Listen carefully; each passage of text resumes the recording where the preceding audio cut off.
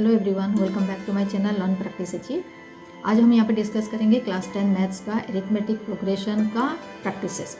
ठीक है, practice session में हम डिस्कस करेंगे इंपॉर्टेंट क्वेश्चंस जो कि board examination point of view से बहुत ज़्यादा इंपॉर्टेंट है और कंटिन्यूसली उस टाइप के क्वेश्चंस पेपर में आ रहे हैं।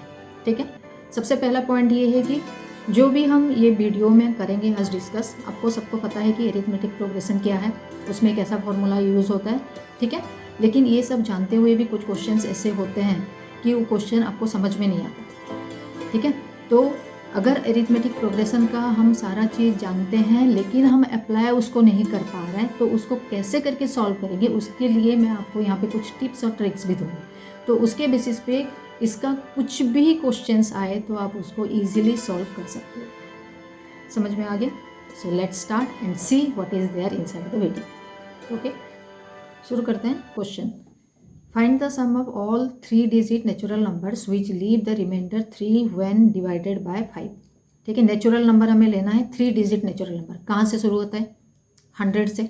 ख़त्म कहाँ पे होता है? 999। ठीक है, लेकिन वो नंबर हमें ऐसा लेना है जो कि डिवाइड हो रहा होगा 5 से और रिमाइंडर भी रह रहा होगा 3। तो क्या हो सकता है वो नंबर? तो सबसे पहले हमें फाइंड आउट करना है जो नंबर डिवाइड हो रहा होगा 5 से। तो 5 का डिविजिबिलिटी टेस्ट याद होगा शायद, मुझे जितना और तक लग रहा है। तो 5 के डिविजिबिलिटी टेस्ट में क्या था जो हमने जूनियर क्लासेस में पढ़े थे, याद करो उसको। If the last digit of the number is either 0 और 5, the number is divisible by 5। ठीक है, लेकिन यहाँ पे सिर्फ 5 से डिविजिबल जो नंबर हो रहा होगा उसको लेने से नहीं होगा, हमें क्या लेना है, उसके साथ साथ 3 रिमाइंडर भी बचना चाहिए। ठीक है, तो 5 से अगर डिवाइड हो रहा है नंबर, हम 100 लेते हैं, ये 5 से डिवाइड हो जाएगा, लेकिन क्योंकि 3 रिमाइंडर है तो हम क्या करेंगे, इसके साथ +3 कर देंगे। आ गया समझ में? तो फर्स्ट नंबर हो गया हमारा 103। सेकंड नंबर क्या करेंगे, क्योंकि फर्स्ट वाला नंबर ये 0 है तो नेक्स्ट नंबर आ जाएगा हमारा 105, क्योंकि लास्ट डिजिट 5 है। फिर इसके साथ आप 3 ऐड कर दो। This is the trick you have to use here. ठीक है, 5 से डिवाइड भी हो गया और 3 रिमाइंडर भी हो गया। तो नंबर्स क्या क्या हो जाएंगे? The 3 digit number when divided by 5 but the reminder left is equal to 3 हो जाएगा 103, 108 and continuously if you will take the number, the last number जो होगा कितना होना चाहिए? लास्ट नंबर 900, उसके बाद 905, क्योंकि लास्ट नंबर हमारे पास जो 3 डिजिट नंबर है वो 999 है, जो कि 5 से डिविजिबल नहीं है। तो उसका प्रीवियस नंबर जो 5 से डिविजिबल है वो कौन सा नंबर है? 995। तो 3 रिमाइंडर इसमें भी बचना है, तो यहाँ पे हम 3 ऐड कर देंगे। ठीक है, तो स्टार्टिंग फ्रॉम 103 और एंड कहाँ पे होगा? 999। जो मेन पॉइंट है ये पूरी क्वेश्चन का, वो लाया करता है इस लाइन पे। समझ में आ गया? अगर आपने इतना सॉल्व कर लिया तो आप इजीली क्वेश्चन का जो बाकी पार्ट है उसको सॉल्व कर सकते हो। ठीक है, तो अभी अगर हम देखते हैं 103 से 998 तक ये एक एपी फॉर्म कर रहा है। एपी का मतलब क्या है? फर्स्ट वाला नंबर हमने ले लिया ए। ठीक है, जिनके बीच में कि एपी का जो डिजिट्स नंबर्स होते हैं वो नंबर्स क्या होता है, उनके बीच में जो गैप है वो सारा इक्वल होता है। तो फर्स्ट वाला नंबर को हमने लिया हुआ ए विच इज़ इक्वल टू 103। उसके बाद हम लेंगे D, that is the common difference between the numbers. Common difference मतलब क्या है? 108 से 103 को माइनस करोगे जितना आएगा, 113 से 108 को माइनस करोगे उतना ही आएगा। तो कॉमन डिफरेंस हमने ले लिया 5। ठीक है, उसके बाद जो लास्ट नंबर है यहाँ पे अकॉर्डिंग टू द क्वेश्चन जो लास्ट नंबर हमने फ्रेम किया हुआ है वो है 998। ठीक है, ये तीनों को लेके हम अभी सॉल्व करेंगे question. Now A N is equal to 999। A N क्या है? टोटल नंबर जो गिवन है, जितने नंबर्स हमारे पास है उसका जो लास्ट नंबर है वो है 998। ठीक है, अभी ए एन हम कैसे करके फाइंड आउट करेंगे? वहाँ पे एक फॉर्मूला हम यूज़ करते हैं, a N is equal to a plus n minus 1 into d. ठीक है, एन हो गया नंबर ऑफ टर्म, तो यहाँ पे हम फाइंड आउट करेंगे जो नंबर ऑफ टर्म है। ठीक है, so that is equal to what? 103 हमने ले लिया ए पार्ट, एन हमें फाइंड आउट करना है, N minus 1 according to the formula हो गया, और जो डी था, डी हमने निकाला था 5। तो जो लास्ट नंबर है nth टर्म जो है, ठीक है, वो उसका वैल्यू कितना है? 998 है। तो ए एन जब निकालेंगे, लास्ट टर्म जो निकालेंगे, तो उसमें एन का वैल्यू हम इस इक्वेशन से निकाल सकते हैं। ठीक है, समझ में आ गया? तो एन माइनस 1 हो जाएगा, N minus 1 into 5 is equal to 998 और 103 को हम इधर ले आएंगे। सो दोनों को माइनस करने के बाद आ गया 895। ठीक है। अभी इसमें से हम फाइंड आउट करेंगे वैल्यू ऑफ n। तो 5n is equal to 895 plus 5 हो गया 900।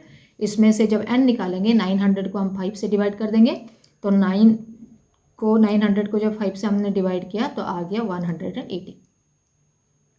क्लियर। तो n का वैल्यू हो गया 180। इसका मतलब क्या है, व्हाट इज n, मतलब कितने सारे टर्म्स 100 से लेके 999 के बीच में है, ठीक है, जो कि 5 से डिविजिबल है और उनका रिमाइंडर 3 आ रहा है, वो हो गया 180। क्लियर। तो उसके बाद हम फाइंड करेंगे the sum of all the 3 digit natural numbers. Question में ये गिवन है कि जब जितने नंबर्स हैं उनको अगर आप सम करते हो तो उसका वैल्यू कितना आएगा, ठीक है। So the required sum is equal to s is equal to 180, क्योंकि हमारे पास 180 टर्म्स है। तो इसके लिए हम और एक फॉर्मूला यूज़ करते हैं, टोटल सम अगर नंबर ऑफ टर्म्स का निकालेंगे तो कैसे निकालेंगे, n/2 into a plus an, ठीक है। तो an हमारे पास यहाँ पे 998 था, a हमारे पास 103 है, बाकी हम यहाँ पे वैल्यू पुट करेंगे और फाइंड आउट करेंगे कितना हो रहा है। तो 180 डिवाइडेड बाय 2 हो गया, क्योंकि n इज इक्वल टू 180 निकला था। फिर 103 a लिखेंगे हम एंड 998 an हो जाएगा, ठीक है। इनको अभी ऐड करके फाइंड आउट करते हैं वैल्यू। सो 90 इंटू 1101 को जब मल्टीप्लाई करेंगे you will get the answer 99,090। समझ में आ गया, क्लियर। क्वेश्चन गिवन है the 16th term of an AP is 5 times its third term, if its 10th term is 41, then find the sum of the first 15 terms. बहुत सारी चीज़ें यहाँ पे हैं, पहले फाइंड आउट करते हैं क्या क्या मेन पार्ट्स गिवन है, ठीक है। The 16th term of AP का पहले 16 टर्म निकालना है, उसके बाद बीच वाला पार्ट छोड़ दो, क्या लिखा हुआ है, और उसके बाद थर्ड टर्म भी है उसमें, 10th टर्म भी है 41, और लास्ट में हमें क्या निकालना है, सम ऑफ इट्स फर्स्ट 15 टर्म्स, ठीक है। तो सबसे पहले तो हमें AP फॉर्म करना है, और AP में क्या क्या हम मेन पार्ट्स लेते हैं वो पहले फाइंड आउट कर लेते हैं, ठीक है। Let the first term of the AP is equal to A, हमेशा A ही लेते हैं, और जो कॉमन डिफरेंस है कॉमन डिफरेंस को ले लेते हैं D, ठीक है। ये दोनों टर्म हो गया। इसके बेसिस पे अभी हम निकालेंगे 16th term, third term, 10th term, और लास्ट में हम निकालेंगे 15th टर्म क्या हो सकता है, ठीक है। तो third term of AP is equal to क्या हो जाएगा, A प्लस 3 माइनस 1D। ये कहाँ से आया, अकॉर्डिंग टू द फॉर्मूला है कोई भी अगर टर्म हमें निकालना है, an सपोज हम लेते हैं, तो a plus n minus 1 into D. तो यहाँ पे जो n है, n हमारा है थर्ड टर्म, तो इसीलिए जहाँ पे n लिखा हुआ है n की जगह पे हमने 3 यूज़ करा, ठीक है। नाउ उसके बाद हम निकालेंगे 16 टर्म भी सेम फॉर्मूला के बेसिस पे हम निकालेंगे। 16th टर्म है तो इसीलिए n के जगह पे हमने 16 यूज़ किया, और इसका वैल्यू हम फाइंड आउट करेंगे, ठीक है, नेक्स्ट जब उसको हम यूज़ करेंगे। अकॉर्डिंग टू द क्वेश्चन क्या है, 16th term of AP is 5 times it's first term. यहाँ पे देखो इस पार्ट ऑफ द क्वेश्चन में गिवन है जो 16th टर्म है वो थर्ड टर्म के 5 टाइम्स है। So on the basis of this हम यहाँ पे एक इक्वेशन फ्रेम करेंगे। इक्वेशन क्या हो जाएगा, a plus 16 minus 1d is equal to 5 into a plus 3 minus 1d। मतलब 16 टर्म जो है, 16 टर्म थर्ड टर्म का 5 टाइम्स है, तो 5 मल्टीप्लाई कर देंगे थर्ड टर्म के साथ, ठीक है। और अभी हम इसको सॉल्व करेंगे। तो जो फर्स्ट वाला टर्म था, जो 16 टर्म था, तो वो हो गया a प्लस 15d, और जो थर्ड टर्म था उसको 5 से हमने मल्टीप्लाई करने के बाद आ गया 5a प्लस 10d, ठीक है। तो अभी हम d को एक साइड कर देंगे, a को एक साइड कर देंगे, और उसके बाद उसी में से ही हम फाइंड आउट करेंगे व्हाट इज़ द वैल्यू, ठीक है। तो a का वैल्यू हो गया 5d/4, ठीक है। इतना तक समझ में आ गया। उसके बाद हम यूज़ करेंगे जो next part of the question given है। क्या गिवन है, 10th term of AP is 41। अभी अगेन सेम फॉर्मूला यूज़ करेंगे और फाइंड आउट करेंगे 10th टर्म क्या हो सकता है। तो 10th टर्म क्या हो जाएगा, a plus 10 minus 1 multiply d that is equal to 41। ये ऑलरेडी गिवन है, ठीक है। तो 10 माइनस 1 को हम 9d में इसको चेंज कर दिया, दैट इज इक्वल टू 41 हो गया।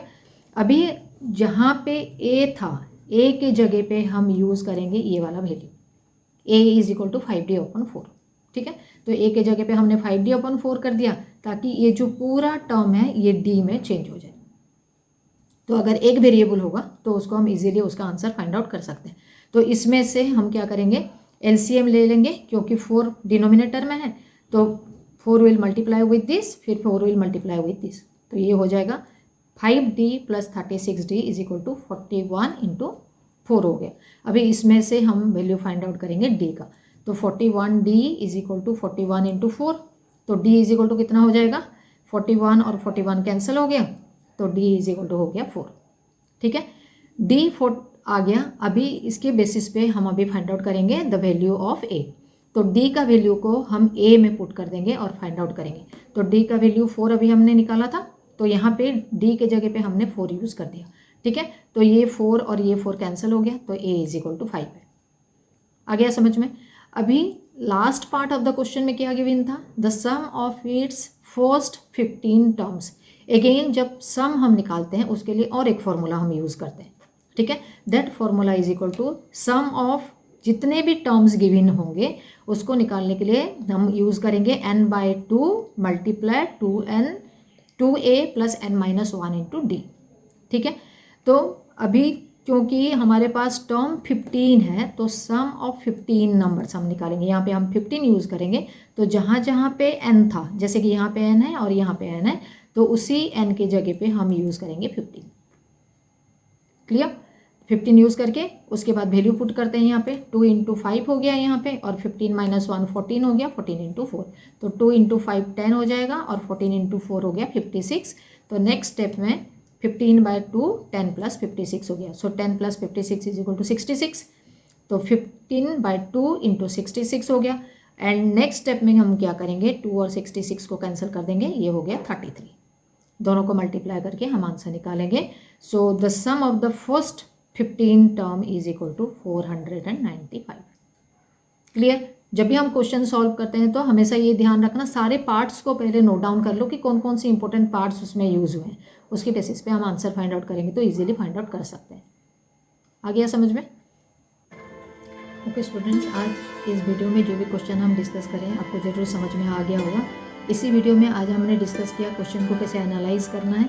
ठीक है, और उसके बाद क्वेश्चन को अच्छे से पढ़ के कौन सा टाइप का उसमें एपी यूज़ होगा और कैसे यूज़ होगा, किस टाइप के क्वेश्चन में, वो भी हमने यहाँ पे बताया हुआ है। उसके साथ साथ मैंने वहाँ पे कुछ आपको टिप्स और ट्रिक्स दिए हुए हैं जिसके बेसिस पे आप एपी रिलेटेड कोई भी क्वेश्चन को इजीली सॉल्व कर सकते हो। So to get more, subscribe to my channel and don't forget to hit the bell icon to get all my new upcoming videos. Till then, bye bye.